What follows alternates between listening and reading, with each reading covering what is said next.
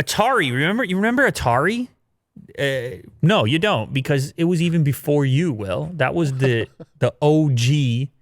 It was the OG game console. Yes.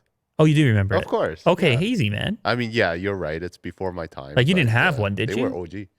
No. Yeah, it was No. just before. We were more...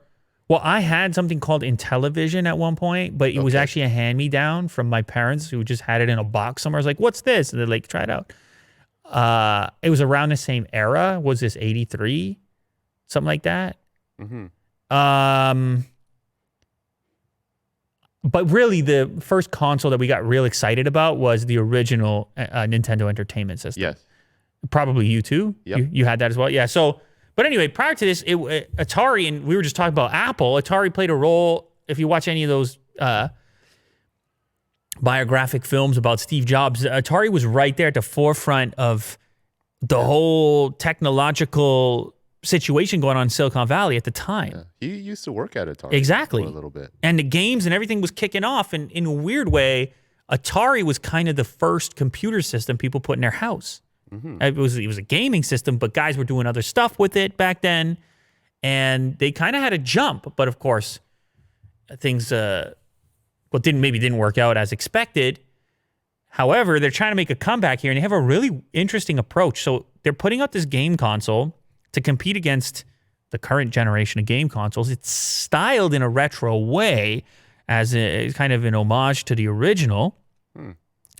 However, the part of the approach that really surprised me, it's not just your typical retro throwback thing where they throw all the old games on it. They're doing that. You get 100 old titles on there. But then they just made it like a relatively powerful PC. So it's got an AMD Ryzen CPU, an AMD Radeon GPU, 8 gigs of RAM, which is expandable, user expandable, and it can pump games at 4K HDR. Oh, wow. What? It's also got USB 3, HDMI, and an Ethernet port for wired connections, Wi-Fi, and Bluetooth wireless connectivity.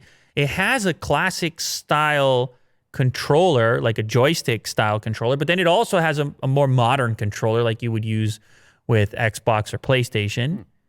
And it comes preloaded with a Linux-based operating system, but it has a dedicated PC mode where you can install a secondary operating system like Windows and use it as a full-out computer.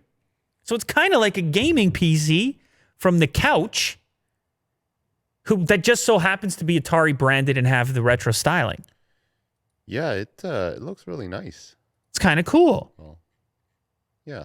So it surprised me what they were able to pack into such a small form factor. And look, it's not going to be cheap. It's $389, which, as you know, I mean, that's not too far off from the upcoming game consoles from the big players. But it's also a gaming PC. But it's also a PC. Yeah. So it's a nice little package there. It's kind of interesting. Now, on top of that, within the Atari VCS operating system, which is powered by Linux, they're going to have video streaming apps, music players, web browsers, and various other applications as well. So it's kind of like a multimedia. It's like I remember in the old days, I would be building these home theater PCs. It's kind of like a home theater PC. Yeah. Which also happens to play some classics. Yeah. And have that it's like style. right beside your TV, and you're on the couch just playing. Might be a time. I don't know. It comes in black walnut, onyx black, and carbon gold. And that should be coming out shortly to compete against those other consoles. I don't know how much it competes head-to-head, but it's an interesting... Can they revive the brand? We shall see.